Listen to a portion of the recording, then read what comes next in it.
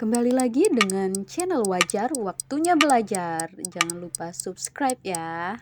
Baiklah, kali ini kita akan membahas tentang sistem otot ya.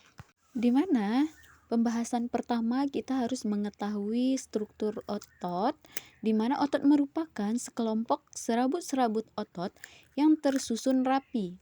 Setiap serabut-serabut otot terdiri dari dua jenis miofilamen, yaitu miofilamen tebal dan miofilamen tipis. Nah, ada beberapa bagian yang perlu diketahui dari massa otot, antara lain adalah yang pertama ada origo, yaitu tempat lekat otot pada tulang yang relatif diam sewaktu kontraksi otot. Yang kedua ada insertio, yaitu tempat lekat otot pada tulang lain yang bersifat relatif banyak berpindah saat kontraksi. Yang ketiga ada tendon, yaitu jaringan ikat yang kuat dan melekat pada tulang, berfungsi sebagai tali penarik pada pergerakan.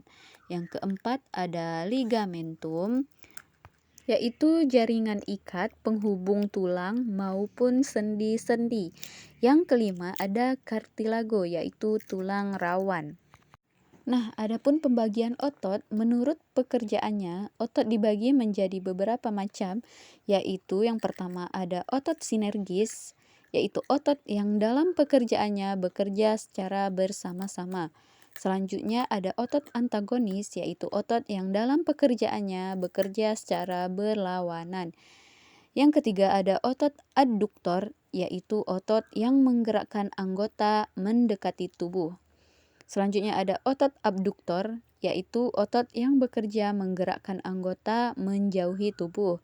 Selanjutnya ada otot fleksi, yaitu otot yang bekerja membengkokkan sendi tulang atau meliputi sendi.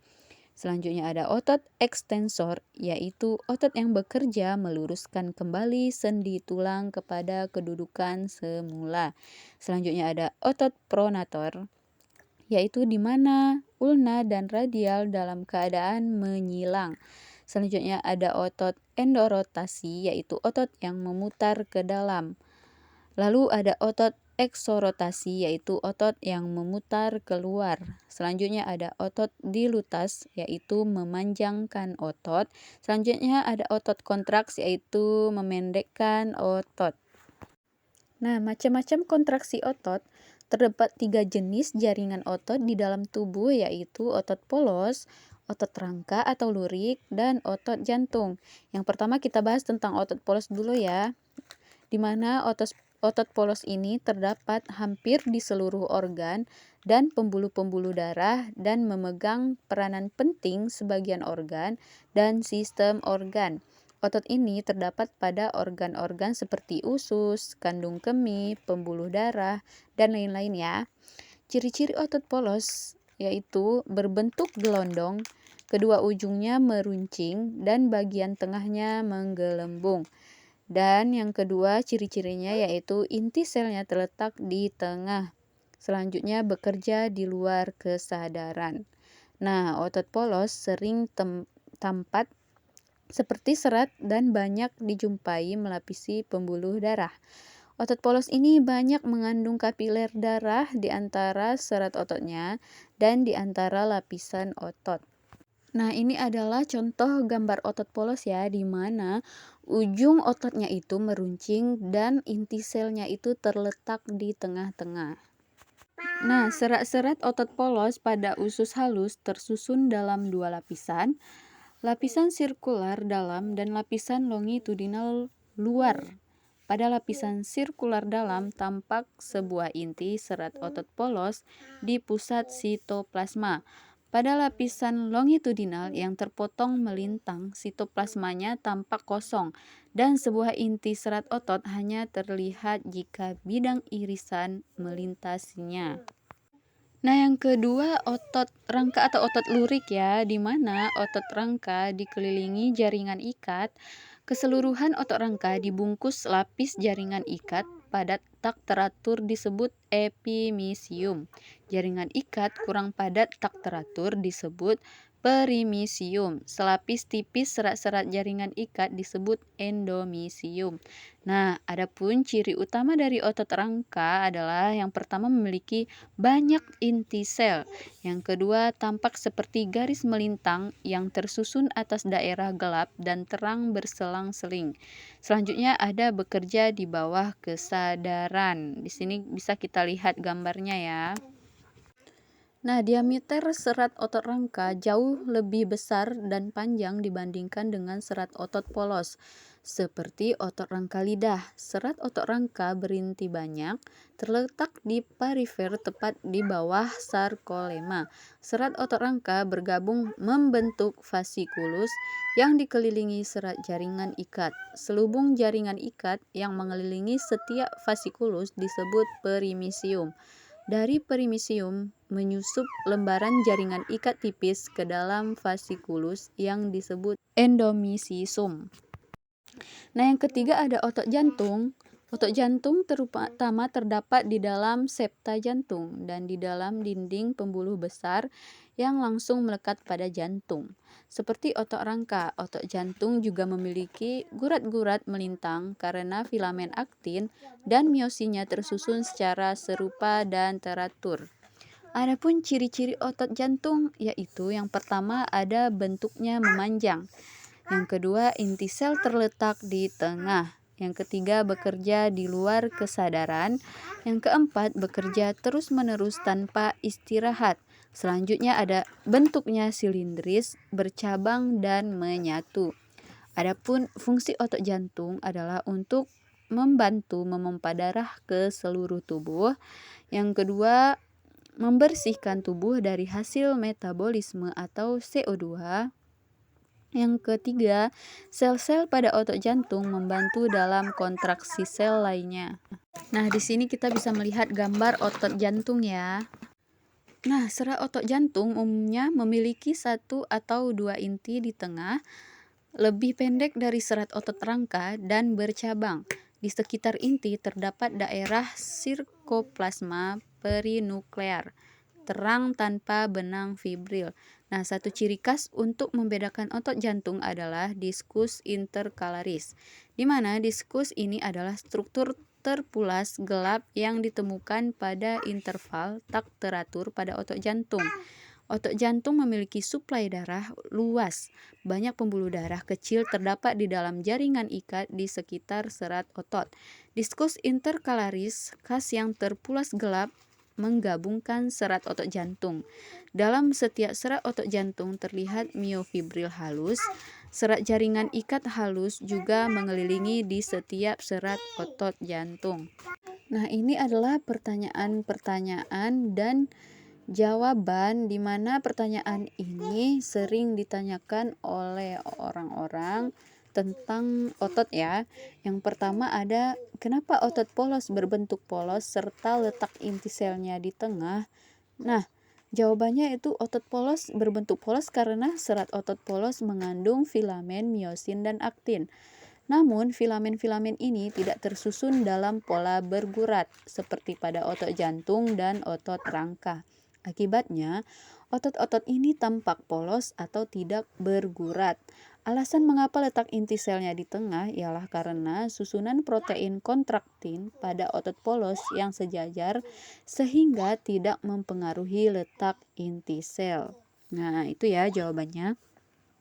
Pertanyaan yang kedua, kenapa disebut otot lurik atau otot rangka? Nah, jawabannya yaitu disebut otot lurik atau otot rangka karena struktur protein, aktin, dan miosin yang berselang-selang sehingga menimbulkan corak gelap terang yang terlihat sebagai lurik jika diamati di bawah mikroskop ya. Protein kontraktil, aktin, dan miosin dalam miofibril serat otot lurik tersusun tumpang tindih sehingga menimbulkan corak berlurik dan terdapat menempelnya di rangka ya. Pertanyaan ketiga, kenapa pada serat otot rangka memiliki lebih dari 2 inti sel? Jawabannya, otot lurik atau rangka memiliki banyak inti yang berasal dari peleburan mioblas atau sel induk sel otot dan letaknya di tepi. Pada umumnya inti sel selalu berada di tengah, namun otot lurik inti selnya terdorong oleh miofibril yang mengisi sitoplasma. Selain itu, letaknya di tepi bertujuan untuk memudahkan kerja sel otot lurik itu sendiri. Itu ya jawabannya. Adapun pertanyaan yang keempat, bagaimana maksud otot yang bekerja di luar kesadaran? Jawabannya, maksud dari bekerja di luar kesadaran yaitu kerja sel otot diatur oleh sistem saraf autonom, yaitu sistem saraf di luar kendali sistem saraf pusat. Oleh karena itu, kerja sel otot tidak disadari oleh sistem saraf pusat. Jadi, kerja otot sel otot itu terjadi secara involunter atau tidak disadari ya, khususnya pada otot jantung dan otot polos. Pertanyaan kelima, apa saja yang terjadi saat kontraksi otot dan bagian apa yang bekerja? Jawabannya yaitu kontraksi otot diawali oleh datangnya impuls saraf. Pada saat datang impuls, sinapsis atau daerah hubungan antara saraf dan serabut otot dipenuhi oleh asetilkolin. Asetilkolin ini akan merembeskan ion-ion kalsium ke serabut otot. Ion kalsium akan bersenyawa dengan molekul troponin dan tropomiosin yang menyebabkan adanya sisi aktif pada filamen tipis atau aktin. Kepala miosin atau filamen tebal segera bergabung dengan filamen tipis tepat pada sisi aktif. Gabungan sisi aktif dengan kepala miosin disebut jembatan penyeberangan atau cross bridges. Segera setelah terbentuk, jembatan penyeberangan tersebut membebaskan sejumlah energi dan menyampaikan energi tersebut ke arah filamen tipis. Proses ini menyebabkan filamen tipis mengerut. Secara keseluruhan, sarkomer ikut mengerut yang mengakibatkan otot pun berkerut. Kepala miosin akan lepas dari filamen tipis. Dengan peristiwa ini, maka filamen tipis akan lepas dari filamen tebal. Secara keseluruhan, otot akan relaksasi kembali. Pertanyaan yang keenam, apa yang menyebabkan otot lemah atau lelah? Jawabannya, kelelahan otot terjadi karena akibat ketidakseimbangan kebutuhan ATP atau disebut juga dengan energi untuk aktivitas atau kontraksi otot dengan suplai O2 dan glukosa oleh aliran darah bagi proses glikolisis aerobik di mitokondria sel-sel otot. Terpaksa otot menggunakan glikolisis anaerobik untuk memenuhi tuntutan aktivitasnya dan tersisalah asam laktat yang merupakan racun bagi otot dan timbul kelelahan. Nah, pertanyaan ketujuh, bagaimana respirasi sel-sel otot rangka agar menghasilkan energi untuk melakukan aktivitas gerak? Jawabannya, sumber energi utama untuk gerakan atau kontraksi otot yaitu adenosin trifosfat atau disebut juga dengan ATP. Akan tetapi jumlah yang tersedia hanya dapat digunakan untuk kontraksi dalam waktu beberapa detik saja. Otot vertebrata mengandung lebih banyak cadangan energi fosfat yang tinggi berupa kreatin fosfat sehingga akan dibebaskan sejumlah energi yang segera dipakai untuk membentuk ATP dari ADP. Nah, ATP dihasilkan dari proses oksidasi atau pembakaran karbohidrat dan lemak. Terjadinya kontraksi otot sebagai akibat adanya interaksi antara protein otot aktin dan miosin yang membutuhkan ATP melalui bantuan enzim kontraksi dikenal sebagai enzim ATPase. Sumber energi lainnya pada otot yaitu fosfokreatin. Fosfokreatin ini adalah suatu bentuk persenyawaan fosfat berenergi tinggi yang terdapat pada otot dalam konsentrasi yang tinggi. Fosfokreatin tidak dapat digunakan secara langsung sebagai sumber energi, tetapi dapat memberikan energinya kepada ADP. Nah, banyaknya fosfokreatin yang terdapat pada otot lurik lebih dari 5 kali jumlah ATP. Proses terpecahkan ATP dan fosfokreatin untuk menghasilkan energi tidak membutuhkan oksigen bebas atau respirasi anaerob. Oleh karena itu disebut proses anaerob. Pertanyaan ke-8, apakah pada otot ada terjadi pembelahan sel? Jawabannya adalah pada otot ada terjadi pembelahan, yaitu pembelahan sel secara mitosis sehingga struktur di dalam sel otot dapat berkembang. Pertanyaan ke-9, tunjukkan gambar gerak abduktor.